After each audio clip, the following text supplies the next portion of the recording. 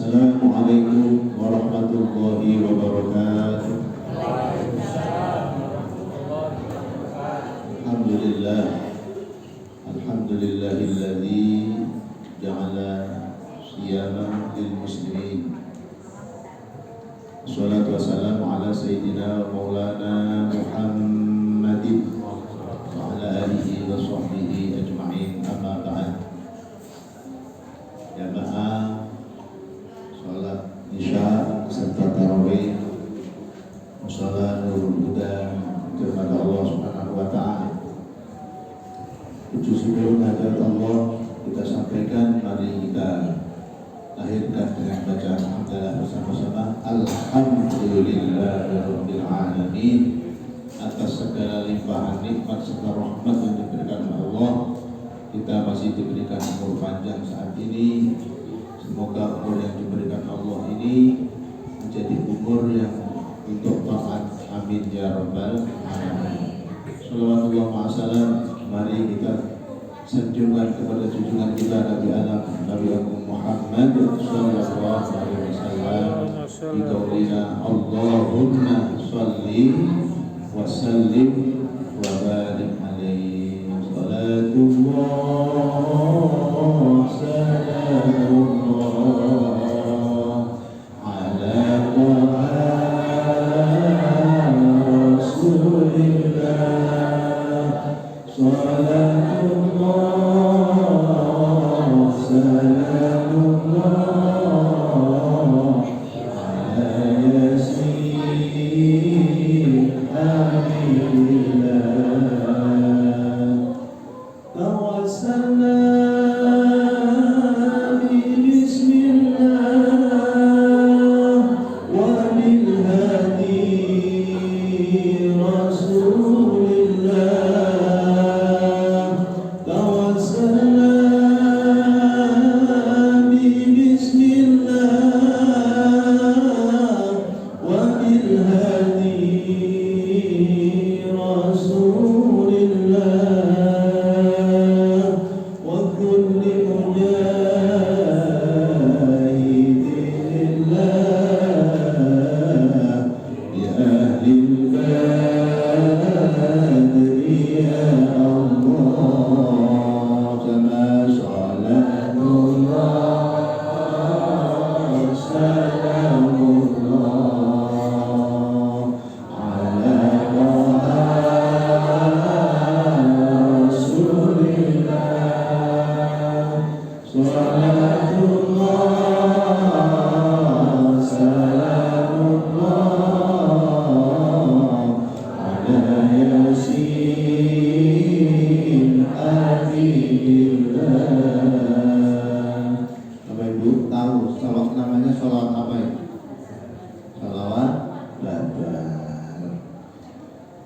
Kenapa dinamakan sholawat badar?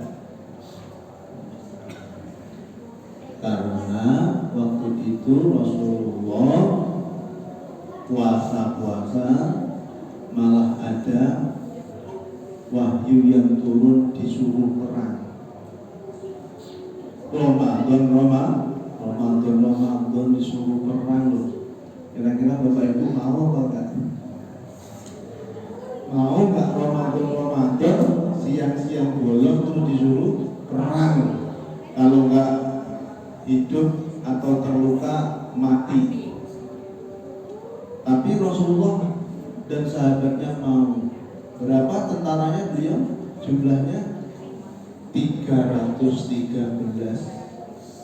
Pertamanya banyak, ada 700-an lebih.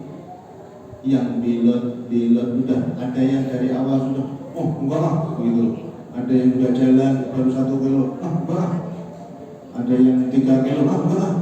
Balik lagi pulang sampai terakhir tinggal 313. Kemudian berapa pasukan orang-orang kafir? Berjumlah 1.000. 1.000 lawan 313. Menang mana ini?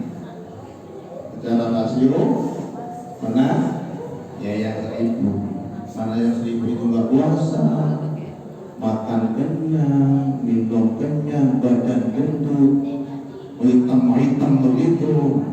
Gimana lo nggak pernah puasa, nggak pernah wudhu, nggak hitam-hitam, bukannya hitam-hitam legem begitu. Kemudian melawan orang Islam yang jumlahnya 313. Makanya Bapak Ibu, jumlah 313 ini biasanya kiai-kiai, ulama-ulama itu mengijazahkan kepada santri-santrinya.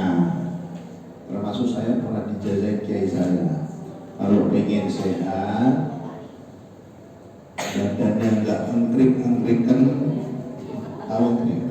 ya kurang sehat. Dikit-dikit lemes, nggak kuat. Baca ya Qawiyyu ya Matin setiap habis sholat, bacanya 313 kali Bu. Berapa Bu? 313. Baca apa Bu? Ya Qawiyyu ya Matin. Itu namanya Dzikrul Asma. Ya Qawiyyu itu Allah dan yang kuat. Ya Matin Allah juga dan yang tangguh. Maka maksudnya nyebut asma Allah ya Qawiyyu ya Matin, ya Qawiyyu ya Matin, ya Allah kuatkan zahir batinku. Zahir kuat, nggak gampang ambruk. Batin kuat, batin ini kalau nggak kuat gampang nangis Bu. Batinnya nggak kuat, nelongsor terus, ya. Longsor terus nggak pernah tegar, apalagi ditinggal suami. Ibu-ibu longsor, bapak-bapak ditinggal istri nyari lagi. Jadi itu minta dikuatkan batinnya. Termasuk kuat batin itu apa? Walaupun sudah 24 kali berpuasa malam tarawih, tapi masih juga mau datang ke mushola untuk tarawih, untuk ngaji. Itu namanya batinnya dikuatkan. Di saat yang lain batinnya lemah, udah ngeluh, udah kalau puasa sih puasa, akan tetapi habis puasa makan itu gak mau, namanya makan kecil dulu, langsung makan besar. 1 piring, 2 piring, habis itu ambruk. Akhirnya apa? Juga datang ke mushola. Itu namanya batinnya lemah.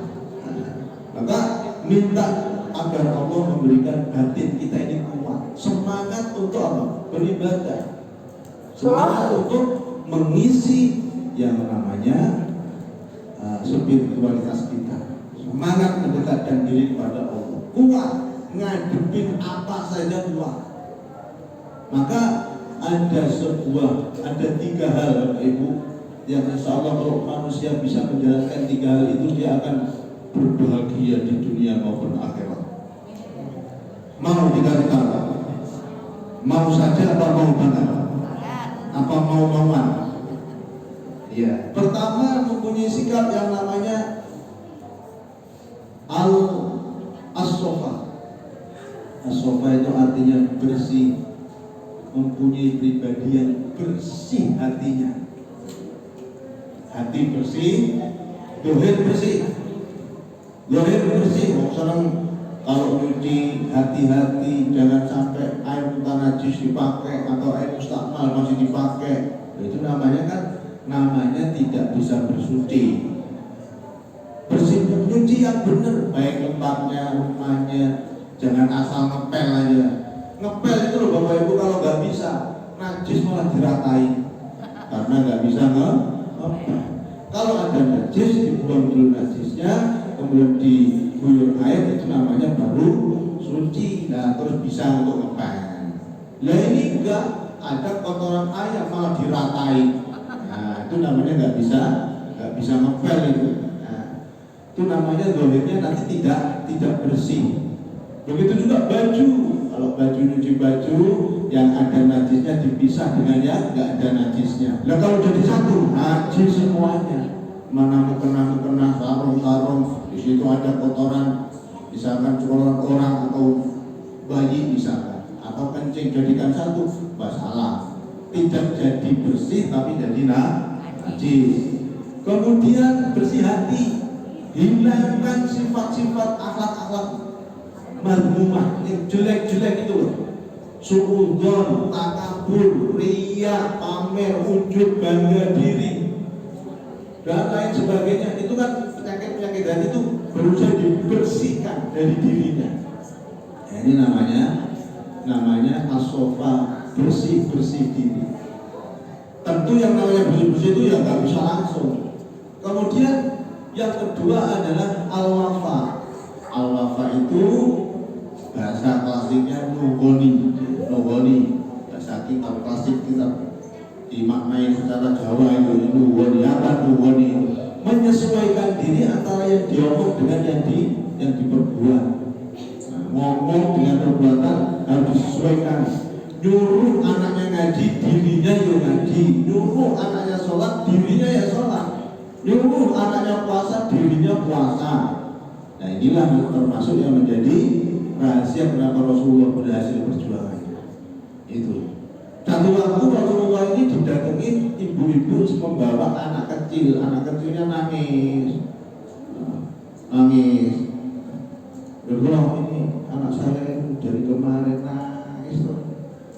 Tolong ini didoain. Nah, kalau di sini disumur, dibulus biar sedikit.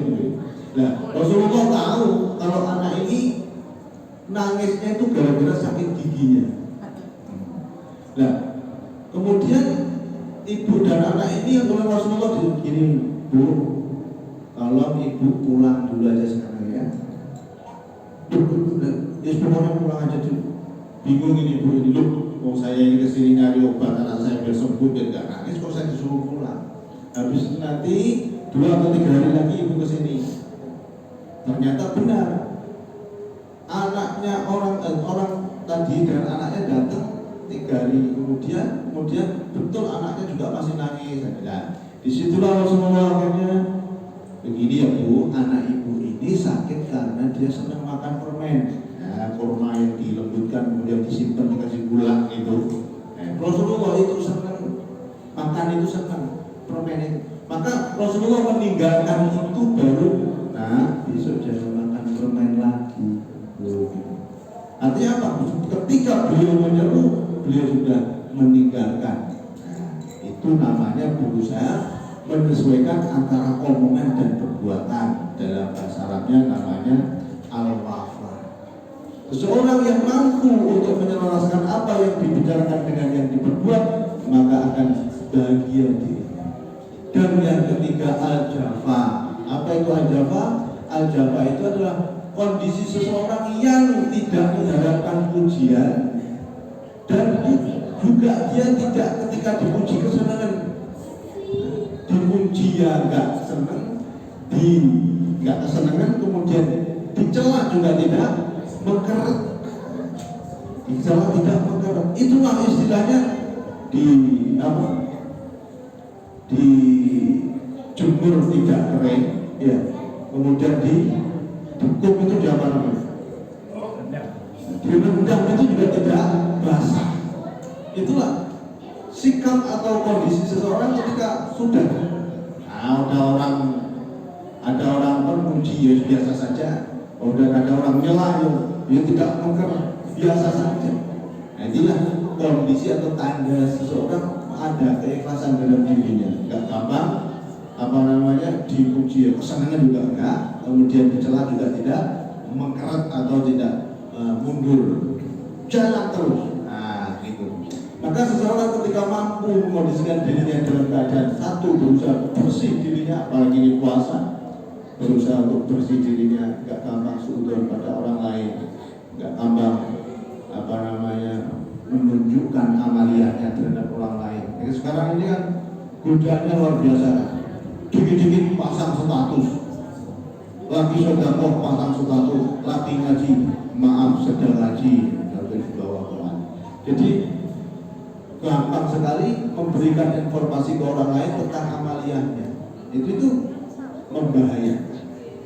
Kemudian yang kedua, berusaha apa yang diomongkan itu menjadi sesuatu yang diselaraskan terhadap perbuatan. Dan juga yang ketiga, menjadi seorang yang gampang tidak mengkeret ketika dicela dan dipuji pun tidak begitu publis, biasa saja. Maka insya Allah sikap 3 itu kalau dipegang oleh kita akan menjadi bahagia, sukses dunia, sukses akhirat, jalan terus pokoknya, apalagi di dalam sebuah kebaikan. Bapak Ibu Allah Subhanahu wa taala, kebetulan tema yang diberikan kepada saya ini berhubungan dengan ilmu tadi. Di mana dalam surah Al-Mujadalah ayat 11, yarfa'illahu alladhina amanu minkum walladzina utul ilma darajat. Yarfa'illah, Allah akan mengangkat seseorang. Yarfa'illahu alladzina amanu, yaitu orang-orang banyak yang beriman. Nomor 1 itu beriman. Iman itu kenapa kok kepada yang gaib? Allah gaib, malaikat gaib, setan gaib, nggak bisa dilihat oleh mata kita. Maka iman itu benar-benar menjadi dasar pertama. Iman kepada yang gaib itu adalah menjadi dasar pertama seseorang dikatakan beriman. Dan kalau kita ini sudah dilatih begitu kan, coba kalau kita nggak beriman kepada yang gaib, mana mau kita sholat? Coba sandarannya pada pikiran saja. Gimana sholat, jengkang-jengking nggak dapat apa-apa, dapatnya capek doang. Begitu tuh pikiran itu. Dan di sana ada setan. Ngapain? Sodako. Orang disuruh sodako itu sejuta punya duit 1 juta dikurangi 100 jadi 900. Kita ini disuruh sodako. Kalau kita menggunakan pikiran nggak mau kali. Jadi kolektif puasa itu nggak makan dari pagi, nggak minum sampai sore. Demi itu apa? Itu kalau pikirkan, kalau menggunakan rahasia. Katanya puasa sehat, masak. Itu yang rahasia. Disinilah perlu iman. Nah, kalau kita tahu, kalau kita punya keimanan, iya puasa itu lemes saat ini, tapi setelahnya menjadi orang yang sehat. Begitu loh. Itu perlu dilawan nggak? Iya, sodako itu berkurang kelihatannya, tapi sodako itu yang kita sodakokan itu harta itu memanggil. Wahai orang yang menyodakokan aku ini sebetulnya sedikit tapi kamu banyakkan. Dan itu kan namanya disuruh yakini. Dan kalau nggak yakin juga salah. Nggak yakin, termasuk ya kita disuruh semuanya beriman kepada Allah. Kemudian disuruh apa? Yuqimuna sholat wa yu'tuna zakat pula. Kalau dirahasiakan zakat orang nggak mau. Tapi kalau kita berpikir dengan kacamata, kita menggunakan kacamata iman, maka itu sudah tidak ada masalah lagi. Jangankan puasa sehari 2 hari, 1 bulan pun saya jalankan. Karena apa? Itu perintah Allah yang harus dijalankan. Terus nggak usah mikir nanti gimana. Yang jelas apa saja yang disyariatkan kepada kita itu adalah menjadi sebuah manfaat untuk manusianya itu sendiri. Walladzina utul ilma, dan orang-orang yang diberikan ilmu. Setelah iman dia punya ilmu, maka dari itu Musyawarul Huda ngadain ceramah sebelum sholat tarawih sampai rasanya sampai budek. Setiap hari ada penceramah, ada yang lama, ada yang sebentar, kultum, ada yang dimanai kuliah 7 menit, ada yang dimanai kuliah setelah terserah antum.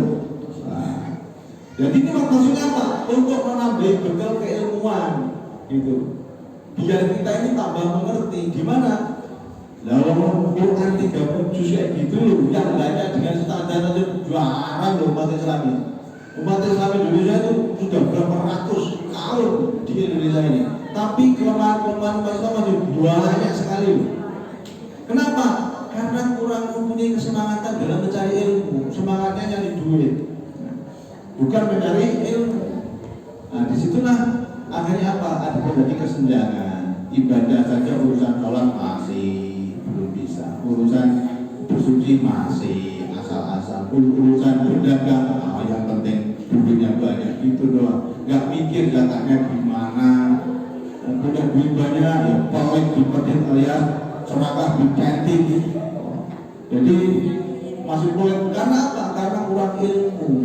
Nah, disinilah pentingnya kita mencari ilmu. Maka cari ilmu itu Allah menjanjikan dinaikkan derajatnya. Beda dengan orang yang tidak punya ilmu. Hal yastawil ladina ya'lamuna wal ladina la ya'lamun. Tidaklah sama orang yang berilmu dengan yang tidak berilmu. Bahkan orang berilmu fardhun ala kulli muslimin wa muslimat. Nyari ilmu itu adalah hukumnya wajib. Sudah wajib begini, yang mau umat Islam ini kadang masih santai, tidak merasa berdosa. Jadi al-jahilu al-alimu dan jahilu dan jahilu. Orang alim itu dosanya satu, tapi kalau orang bodoh dosanya dua. Nah, orang alim dosanya kalau dia nggak mau menjalankan ilmunya, orang bodoh nyari nggak mau sebenarnya ibadah.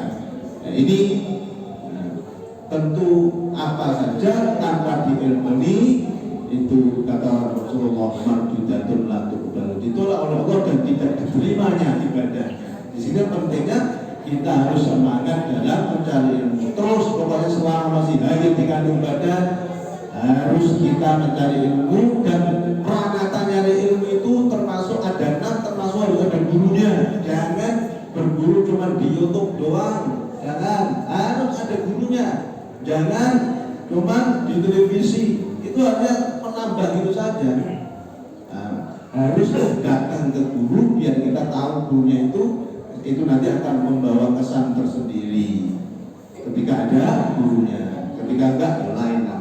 Maka dalam seminggu mungkin sekali kita harus belajar yang menghadap guru. Jangan blong-blongan sama sekali. Baik, demikian semoga manfaat kita semuanya. Yang terkhusus pada diri saya sendiri, kita selalu semangat menjadi umat Islam untuk selalu mau thalabul ilmi, sehingga diri kita ini diterangi dengan ilmu yang sudah kita dapatkan. Setelah mendapatkan ilmu tidak cukup, tapi harus dijalankan. Ketika menjalankannya tidak cukup dijalankan doang, harus dijalankan dengan penuh keikhlasan, mengharap ridho Allah Subhanahu wa taala. Semoga kita semuanya termasuk menjadi hamba-hamba yang diridhoi Allah Subhanahu wa taala hingga wafat dalam keadaan husnul khatimah. Amin ya rabbal alamin. Mohon dimaafkan. Assalamualaikum warahmatullahi wabarakatuh.